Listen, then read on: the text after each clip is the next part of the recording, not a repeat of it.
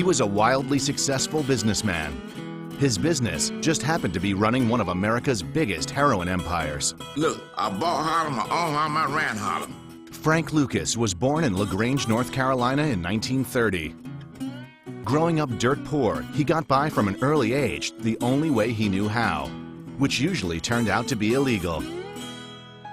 After seeing his cousin murdered by the KKK, he headed north to Harlem, which people told him was the promised land. Harlem in 1946 was tough, but it also offered opportunities for someone willing to hustle and break the law. When he was 17, he met Bumpy Ellsworth Johnson, the most powerful crime boss in Harlem. Frank spent the next 10 years learning the ways of the Harlem underworld from Bumpy. When Ellsworth Johnson died in 1968, Frank knew it was time for him to take over. Frank's combination of ruthlessness and innovation would help him build a drug empire that Bumpy could never have dreamed of.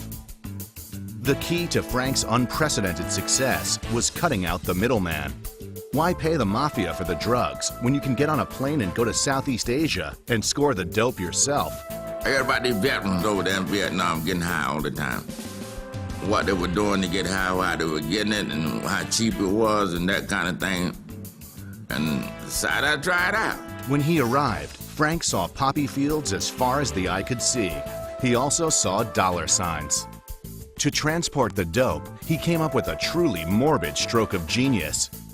He began shipping the drugs in the coffins of dead U.S. soldiers. This infamous cadaver connection would be a key facet of Frank's lucrative business. Always wary of city folk, Frank used a group of blood relatives and Southerners known as the Country Boys to move the dope on the street.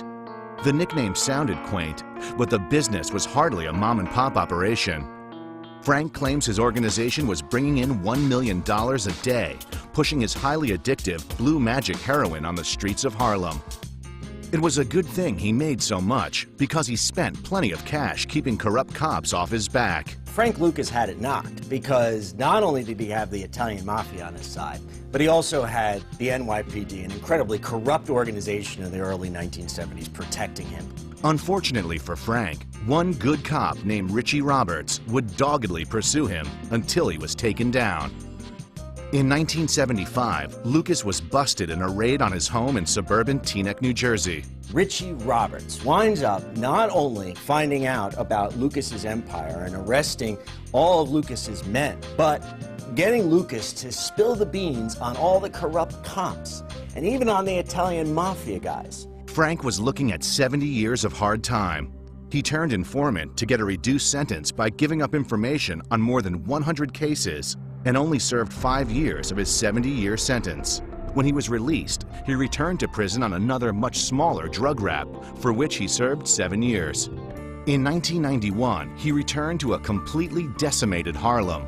Much of the area's downfall was his own doing. Repentant for how he had led his life, Lucas would look to spend the rest of his life making amends for his past. It's a tall order, but many people, including Richie Roberts, who later became his close friend, defense attorney, and godfather to his daughter, believes he is sincere. He works for his daughter's nonprofit organization called Yellow Brick Roads, which provides a safe haven for children of incarcerated parents.